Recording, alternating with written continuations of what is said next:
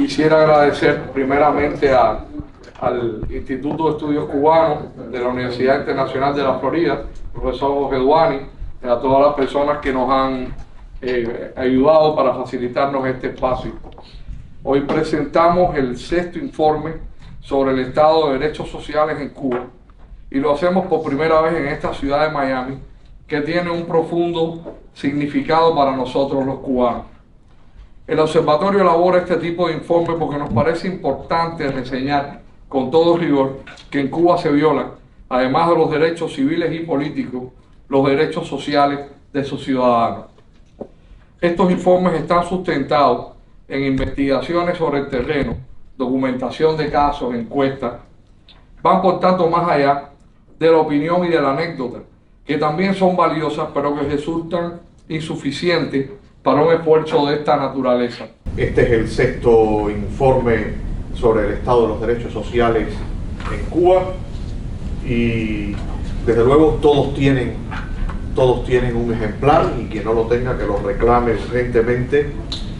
Desde luego encontrarán en la primera parte de este documento, como es normal en cualquier estudio de este tipo, una ficha técnica que explica un poco la metodología y las cuestiones técnicas relacionadas con el informe.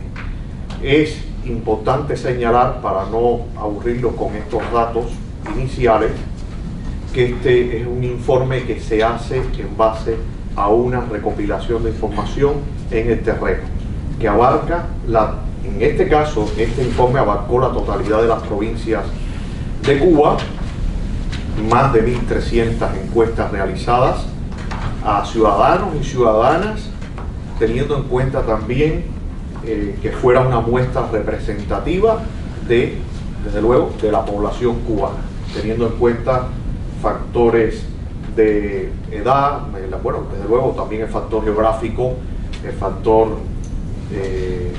racial, y también hay una representación de hombres, mujeres, etc. Dicho esto, para ganar en tiempo y entrar en materia, desde luego lo que vamos a presentar es un resumen de los tantos hallazgos. Es decir, que después ustedes, leyendo este informe, encontrarán más información. En primer lugar, hemos preguntado, y esta es una pregunta que ya la hemos realizado en varias ocasiones, sobre los principales problemas sociales para los cubanos, las principales preocupaciones.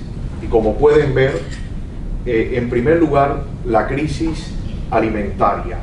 Ese se reitera como principal problema social para la población cubana.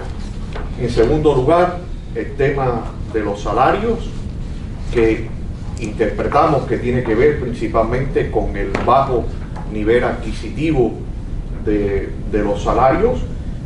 Y en tercer lugar, el problema de la inflación, que es todos los días lo comprobamos, porque en las propias noticias sale por ejemplo, cómo se ha encarecido la vida para el ciudadano común y cómo se encarece también el valor de la divisa, de la moneda fuerte, frente al peso cubano, que es en el que ganan los salarios los cubanos. Entonces, esas son las tres principales preocupaciones.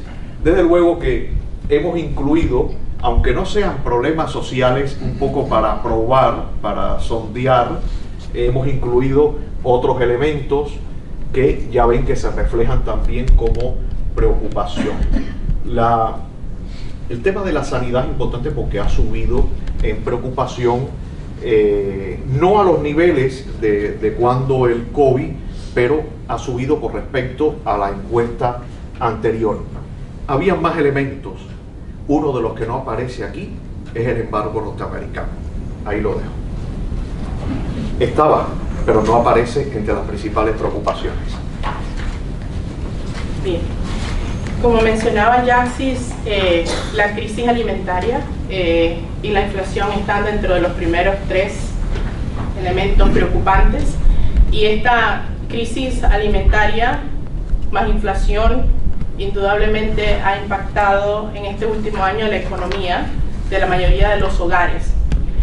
Y como pueden ver en el informe que tienen y aquí también en la presentación, queríamos resaltar, para no ahondar mucho en todos los detalles, que se fijen en que si sumamos los hogares que sufren más carencias, más aquellos que tienen un ingreso suficiente para sobrevivir, pero que todavía no tienen suficiente para comprar algo extra, estamos hablando de un 88% de estos hogares, ¿no? En el 2022, en el estudio anterior, este porcentaje no superaba el 75%. La serie de informes nos han permitido conocer esa proporción de hogares con carencias esenciales. En el 2021 el resultado fue de un 40%, en el 2022 un 51%, y actualmente dichas carencias afectan el 62%, reflejando entonces un factor de incremento de 11%. Quizás lo más importante de destacar aquí es ese 62% de los entrevistados que manifiestan tener problemas incluso para comprar lo más esencial para sobrevivir.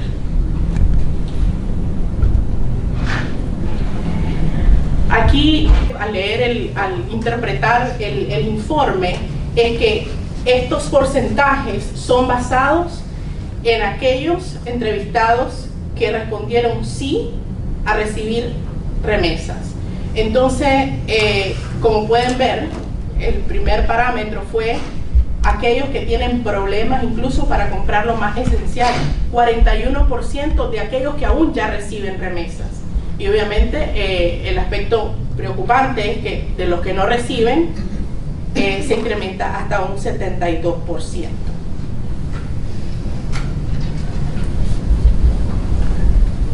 Otro de los datos que hemos preguntado en las sucesivas encuestas, y no tengo que ver en qué, sí, en las anteriores, y hay que ver en qué página lo tienen. En la página 10, tiene que ver con los ingresos mensuales del hogar. Esto es un dato importante, y en esta encuesta el resultado que obtenemos es este que se refleja en la pantalla. Es importante notar cómo hay un 7% de los hogares, no de las personas, sino de los hogares que reciben un ingreso menor a 1.500 pesos cubanos. Y hay una brecha o hay una franja bastante grande que recibe entre 1.500 y 2.500. Podríamos detallar y hablar de esta fotografía de la realidad de los ingresos de los hogares cubanos, pero yo creo que aquí cabe una pregunta que va más allá de la exposición de estos datos. ¿Quién puede vivir con estos ingresos? Diría yo que ¿quién puede vivir con ingresos incluso hasta aquí? 10.000 pesos cubanos al mes para un hogar. Después, en una diapositiva que no está aquí, que no viene el desglose de esta franja, pero que sí está en el informe que ustedes tienen, y las personas que alcanzan superar el umbral de la pobreza son muy pocas. En base a este análisis de los ingresos, y teniendo en cuenta que una persona que recibe menos de 1.90 dólares al día, o vive con 1.90 dólares al día, vive por debajo del umbral de la pobreza, el 88% de todas las personas que están reflejadas aquí están en la pobreza en Cuba. Estamos hablando de que hemos pasado en un año de una posición de la pobreza, de la extrema pobreza en Cuba, ubicada en torno al 73% al 88%. Es una realidad grave y preocupante.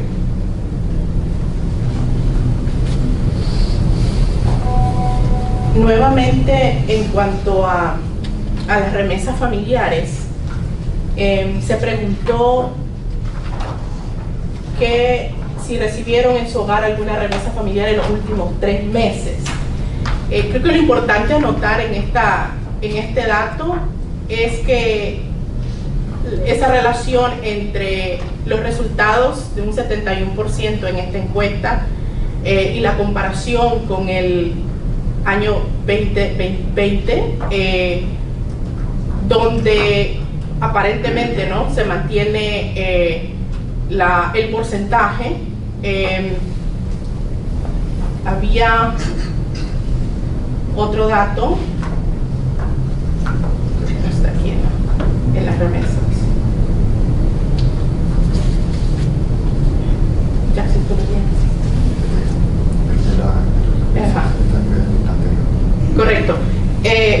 Hablábamos anteriormente que había una relación entre una pregunta que se realizó sobre las remesas familiares y la situación económica familiar, ¿no? Esto es solamente un overview, una pregunta más general que se realizó para saber cuál era el comportamiento, ¿no?, de la cantidad de familias que estaban recibiendo remesas. Luego, la vivienda. Bueno, uno de los temas que más preocupa a la gente y que es un derecho social, y ya los que peinan canas, si se puede decir de alguna manera, se acordarán de una de las promesas del Moncada y de la reforma urbana, es el tema de la situación de la vivienda. Y esto nos refleja un panorama difícil, donde el 56% de los consultados dicen que sus viviendas deben rehabilitarse o repararse, y el 15% en peligro de derrumbe. Si sumamos esos dos porcentajes, nos pueden dar una idea bastante grave de la situación de la vivienda. Este es un tema, no quiero abundar tanto en opinión, pero todos saben que el problema de la vivienda por el hacinamiento es grave, por la imposibilidad de emancipación o de independencia de los hijos. Es un tema que hay gente que a veces a uno le dice, esto hasta me afecta psicológicamente. El problema de vivienda es un problema muy grave en Cuba. Por cierto, una de las provincias donde más grave es la situación en Pinar del Río, también muy relacionado porque recuerden que fue la provincia más afectada el año pasado por el huracán fuerte que pasó por allá.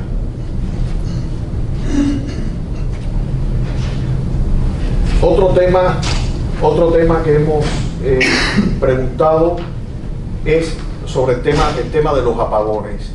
Y previo a esta pregunta, pero que sí tienen la respuesta ahí, era sobre si contaba con suministro eléctrico de manera permanente en su hogar. Solamente el 6% tiene suministro de electricidad de manera permanente. Después, desde luego, para saber un poco más, pasamos a preguntar sobre la duración de los apagones y bueno, la franja mayoritaria cuando nos transmitieron la información se concentra en que los apagones eran entre 2 y 6 horas, era la mayoritaria, y después estaba la otra. Hay que tener en cuenta que esta encuesta fue realizada perdón que no lo había dicho al inicio, en julio-agosto. Es decir, que puede ser que en las últimas semanas, y ya ayer lo anunció el ministro de Energía, la situación se haya agravado y se vaya a agravar en los próximos días. Estamos hablando de en los meses en que se realizó este estudio. En cuanto a la situación alimentaria, nuevamente, la precariedad ha quedado confirmada en los números más recientes de este año, donde 78% de los encuestados afirman que han tenido que dejar de hacer alguna comida de las 3 recomendadas para una alimentación saludable. Casi la mitad de los entrevistados, el 48%, afirma que ha dejado de comer por falta de dinero o recursos para conseguir la comida. Un 39% afirma que la población dejó de hacerlo por falta de alimentos para conseguir o comprar. Un 17% dejó de hacerlo sin especificar una causa específica. Obviamente, entre los mayores de 70 años, el 60% ya dejó de comer por falta de dinero o de recursos. Incluso entre las personas que reciben remesas, volviendo a los datos anteriores, solamente el 28% no han tenido que faltar una comida. Entre las personas de grupos raciales, negros, mulatos, mestizos, comparado con la encuesta del año pasado, el 2022, los casos han aumentado en los que dejaron de comer por falta de recursos.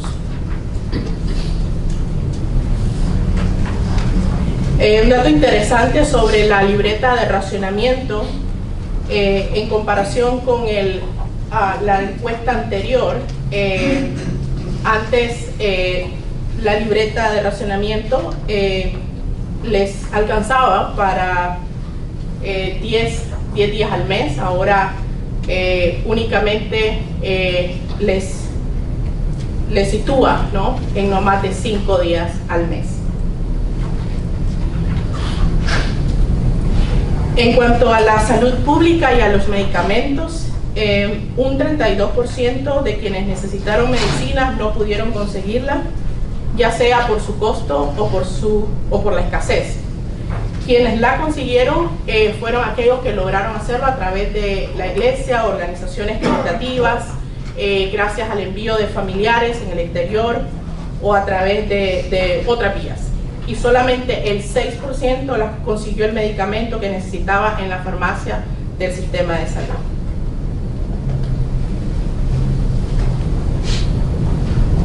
En este dato, en el que se les preguntó cómo ha sido la experiencia adquiriendo medicamentos, lo más importante a señalar es aquellos que respondieron que no pudieron conseguir los medicamentos debido a su escasez, que alcanzaron un 20%, sumado a los que no pudieron conseguir los medicamentos por su costo, en un 12%, ambos suman un 32%. Consideramos que es un dato relevante y preocupante.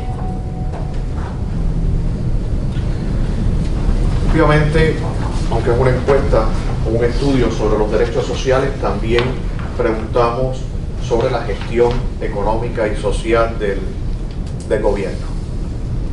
Y ahí tenemos el resultado. De hecho, tenemos la comparativa con el año pasado. Y aquí podemos ver cómo llega a 68% la opinión o el criterio de que la gestión económica y social del gobierno es muy negativa. Claro, habría que sumar de alguna manera este 18 que también lo presenta como algo negativo. Aunque nos quedemos con el 68, es una cifra, diría que bastante crítica con la gestión económica y social del gobierno cubano.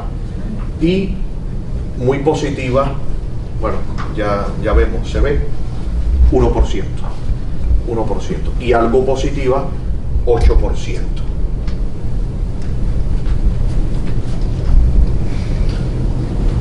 Claro, pero en esta valoración también hemos preguntado cómo se percibe la inversión del gobierno en las siguientes cuestiones sociales, que son problemas que preocupan muchísimo a la gente.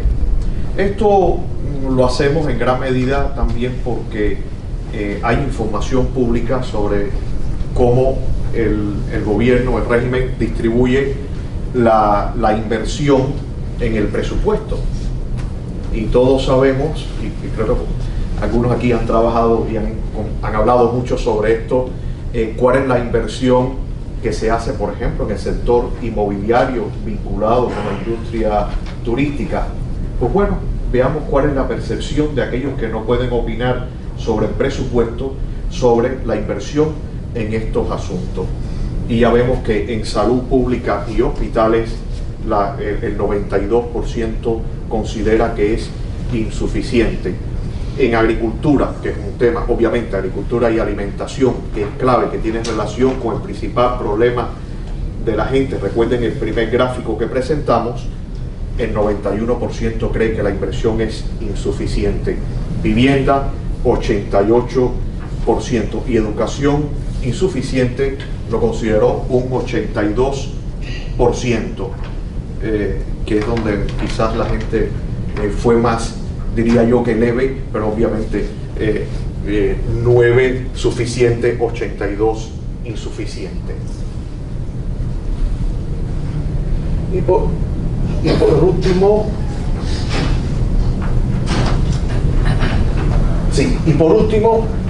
una pregunta que la hemos repetido en las encuestas anteriores: ¿quién la está pasando peor? ¿Quién la está pasando peor de la población cubana? Y repiten los adultos mayores. Desde luego, pasando del 63% en preocupación del 2022 al 84% del 2023, de esta última encuesta.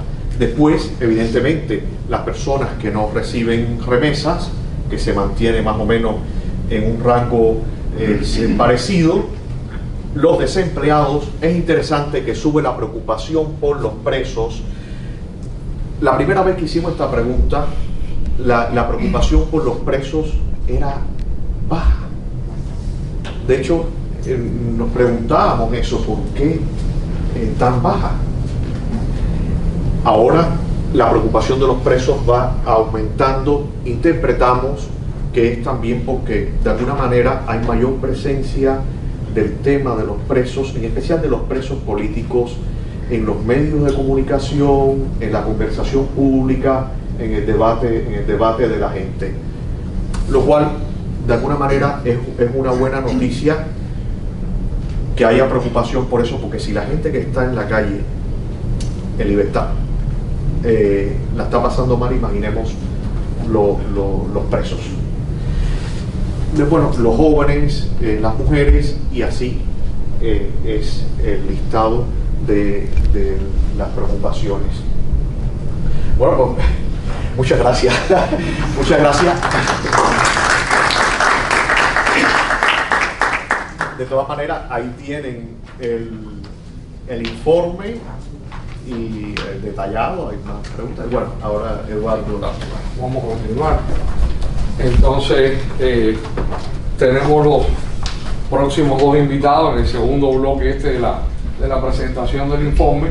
Nos van a acompañar en este momento el padre Juan Lázaro Vélez, el sacerdote que ha trabajado en la diócesis de Pinar del Río, y bueno, tiene por supuesto experiencia de primera mano con muchos de los problemas que se han puesto aquí de relieve con el informe. Y para cerrar ya, para terminar, el politólogo Julio Schilling, politólogo, escritor, analista muy conocido aquí en los medios, y que él nos va también a compartir sus impresiones sobre el informe. Todos los derechos humanos, y en este caso específicamente los derechos sociales, son el interés, la vocación y la misión de la Iglesia. Ella no invade ningún campo ajeno, todo lo contrario, le concierne porque es eticidad. Aclarada esta pertinencia sobre el derecho que la Iglesia tiene también a opinar, a diagnosticar, pasamos a un punto que quisiera añadir antes que siga profundizando en este análisis de los derechos sociales. Recordemos la visita que hizo Juan Pablo II, hoy San Juan Pablo II, en el año 98 a la Arquidiócesis de Santiago de Cuba, y allí, de feliz memoria, Monseñor Pedro Maurice le explicó la realidad social de un pueblo que sufre y que creo que es hoy también vigente y que está hoy patente este diagnóstico. Y cito: santidad, este es un pueblo noble y es también un pueblo que sufre. Este es un pueblo que tiene la riqueza de la alegría y la pobreza material que le entristece y agobia, casi hasta no dejarle ver más allá de la inmediata subsistencia. Este es un pueblo que tiene vocación de universalidad y es hacedor de puentes de vecindad y afecto, pero que cada vez es más bloqueado por intereses foráneos y padece una cultura del egoísmo debido a la dura crisis económica, moral que se sufre. Nuestro pueblo es respetuoso de la autoridad y le gusta el orden, pero necesita aprender a desmitificar los falsos mesianismos.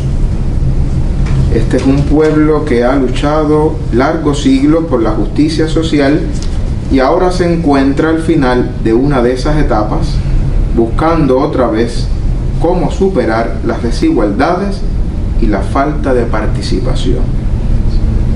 Cuba es un pueblo que tiene una entrañable vocación de solidaridad, pero a lo largo de su historia ha visto desarticulados o encallados los espacios de asociación y participación de la sociedad civil. Le presento el alma de una nación que anhela reconstruir la fraternidad a base de libertad y solidaridad. Deseo presentar también santidad en esta Eucaristía a todos aquellos cubanos, también santiagueros en aquel entonces, que no encuentran sentido a sus vidas, que no han podido optar y desarrollar un proyecto de vida a causa de un camino de despersonalización que es fruto del paternalismo. Le presento además a un número creciente de cubanos que han confundido la patria con un partido, la nación con el proceso histórico que hemos vivido las últimas décadas y la cultura con una ideología. Son cubanos que, al rechazar todo de una vez sin discernir, se sienten desarraigados y rechazan lo de aquí y sobrevaloran todo lo extranjero. Algunos consideran esto como una causa más profunda del exilio interno y externo. A 25 años de este diagnóstico de la realidad social del pueblo cubano, es imperante e impresionante y a la vez doloroso su plena vigencia y urgencia hoy en Cuba, que deberían servir de inspiración y guía para presentes y futuros diagnósticos como el que acabamos de escuchar, y también como una manera medular para comprender la realidad del pueblo cubano. El informe que hoy se ha presentado es una actualización de este diagnóstico y es muy de agradecer que se hagan periódicamente estos análisis de la realidad cubana. La Iglesia en Cuba es la única institución de la sociedad civil que se mantiene presente, observante y actuante en toda Cuba, gracias a ese captar la realidad en las ciudades, en los campos, en los batalles y a todo lo largo de la existencialidad de la isla. La voz de la Iglesia debe ser siempre tenida en cuenta. Ella no solo está presente para observar, para diagnosticar, sino también para servir, para amar, para compartir una fe y una experiencia de esperanza de vida. fundamentada y también comprometida desde las raíces propias de la Sagrada Escritura, del mandato divino de Jesús. Por eso me gustaría terminar observando que, aunque es muy necesario, no es suficiente el diagnóstico de la realidad de los derechos sociales en Cuba. Todo diagnóstico está abocado a la necesaria transformación y al cambio. Para prever esas transformaciones y para mirar creativamente el futuro y para prepararlo, son necesarias las visiones y las propuestas estratégicas, y para alcanzar estas visiones y propuestas estratégicas, ya lo dijo el venerable Félix Varela, es necesario siempre pensar primero. Por eso considero que es necesario y valioso este diagnóstico, pero también se debe complementar con los 15 informes del itinerario de pensamiento y de las propuestas para Cuba, que también se vienen desarrollando desde hace más de ya una década en el SINTAC de pensamiento del Centro de Estudios Convivencia, en la que algunos de nosotros aquí presentes hemos participado con los cubanos de la isla y los de la diáspora. Preparar el futuro es también un derecho humano indispensable. Mucho ánimo todos para el trabajo que Cuba lo necesita. Muchas gracias.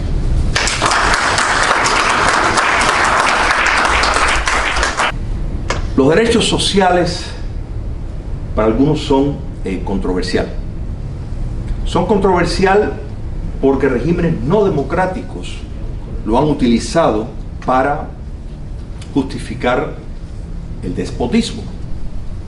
O sea, dicen, bueno, tenemos un sistema democrático diferente, pero mira, o sea, la legitimidad la adquieren de esa forma, porque son derechos de segunda generación, derechos humanos de segunda generación adquiridos.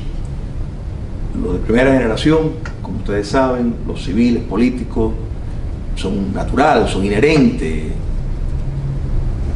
Cuando el observatorio pues entró en este trabajo, uno siempre tiene preocupación de, bueno, porque sabemos la desinformación y el analfabetismo político que hay a causa de tanta propaganda. Sin embargo, esta aventura del observatorio yo creo que es contundente y lo felicito por entrar así abierto de una forma tan importante y necesario para destruir mentiras, y están sirviendo no solo a Cuba, sino están sirviendo realidades de otros pueblos que tanto el chino y de otros países que se validan en el poder legitimados por cifras imaginadas, pero utilizan la argumentación, y las conclusiones de este informe son contundentes. O sea, sí, podemos decir, o sea, de grosso modo, vamos de mal en peor, ¿no, verdad? Yo creo que eso es indiscutible. Pero también hay otras lecturas que yo quiero compartir con ustedes, porque es importante entender la realidad cubana. Seymour Martin Lipset, el sociólogo político estadounidense que ha tenido gran influencia, promovió una tesis, la teoría de la modernización, donde él argumentaba que según un país avanzaba, se modernizaba, su economía crecía, pues iba a caer en democracia. Bueno, eso fue cierto y a la misma vez incierto. Ustedes dirán, bueno, ¿cómo pueden ser las dos cosas? Sí, regímenes netamente autoritarios sí vieron esa tesis desembocar en democracia. Sin embargo, regímenes de dominación total, donde hay un control político en las esferas, no solo política, sino económica, social, y donde el partido y Estado son uno. O sea, hay una fusión ahí que tú no sabes quién es quién. En esos casos, los regímenes totalitarios, hay esa diferencia cualitativa, pues queda validada por el trabajo que ustedes han hecho en el sentido de que no funciona ese tipo de modernización, entre comillas. El capitalismo de Estado concesionario cubano, es cierto que el raúlismo, ¿no, verdad?, a partir de 2006, pues acá, empezó con su fuerza más liberalizadora, si se quiere llamar. Sin embargo, recordemos que el decreto ley número 14 de 1978 en efecto autorizaba el cuentapropismo. El perfeccionamiento empresarial empezó en el año 1987. O sea, que hacía rato que el régimen cubano ya entendía las reglas del juego de cómo se mueve la economía. De que lo quieran aplicar o no es otra cosa. De que quieran hacer las transformaciones necesarias o no es otra cosa. Pero nos damos cuenta que esto lleva 45 años en fábrica. O sea, esto no empezó ni con los lineamientos, ni con toda esta cosa que sí lo hicieron más visible. Pero no necesariamente quiere decir que, o sea, que no se entendió esto con anterioridad. Este informe nos revela de que en Cuba hay una transición a una cleptocracia oligárquica, porque estamos viendo cómo este sistema que se ha ido perfeccionando tras el comando de Raúl Castro, pues lo que está produciendo, y repito, estas cifras lo demuestran cabalmente, es un grupo exclusivo allegado al poder político que se está empoderando, enriqueciendo, mientras el resto de la población va en más decadencia o tiene que irse del país en masa. Estos hijos de Putin, o sea, están estableciendo un putinismo tropical. Es lo que estamos viendo. ¿Y por qué no hacerlo? Si total, la Unión Soviética, fue una relación tan estrecha que sería natural, ¿para qué perder tiempo con el modelo chino, que es más complicado porque requiere la complicidad de una diáspora? Los que piensan que de alguna manera, si trasladan más riqueza a Cuba, eso va a ayudar al pueblo de Cuba, no. Quienes se están fortaleciendo es esa oligarquía que estas cifras, repito, lo demuestran. El hecho de establecer una realidad paralela, el filósofo posmodernista Lyotard los dijo con gran claridad, la famosa paralogía, ¿verdad? Y eso vemos diferentes manifestaciones. En Cuba la vemos de diferentes maneras. Por ejemplo, yo recuerdo años atrás una foto que me mandaron y yo dije, oh, pero esto es como simpático, porque los cubanos, para los que no son cubanos, somos todos filósofos, somos médicos, algunos mecánicos y somos comediantes. Entonces una de esas vallas grandes ahí decía, aquí somos felices. Pero a alguien se le ocurrió en letrica abajo escribir, imagínate allá. Entonces, esa realidad es la realidad que estamos viviendo trágicamente con Cuba saliendo de su territorio. Para lo que queremos regresar a Cuba, ayudar en su reconstrucción, su refundación, uno a veces dice, pero no vamos a quedar sin jóvenes porque todos están saliendo de Cuba. Esa es la nirvana, salir a la nación cubana fuera del territorio. Hay que estar claro, no se quieren ir a Montana ni a no. Si hay cubanos en Kentucky, ahí es donde quieren estar. Si hay cubanos en Miami, por supuesto, ahí es donde quieren estar. Para concluir, sin una deconstrucción sistémica, no va a haber cambios favorables a la sociedad cubana nunca.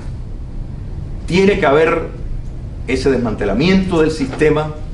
De lo contrario, seguiremos viendo exactamente las cifras estas, pero empeorando, donde unos pocos allegados al poder cada vez están más ricos y la gran mayoría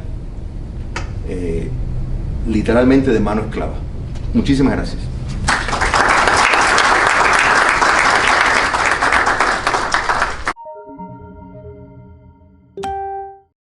Recibe las noticias en tu celular. En WhatsApp, envía la palabra Cuba al número 5255-4503-8331.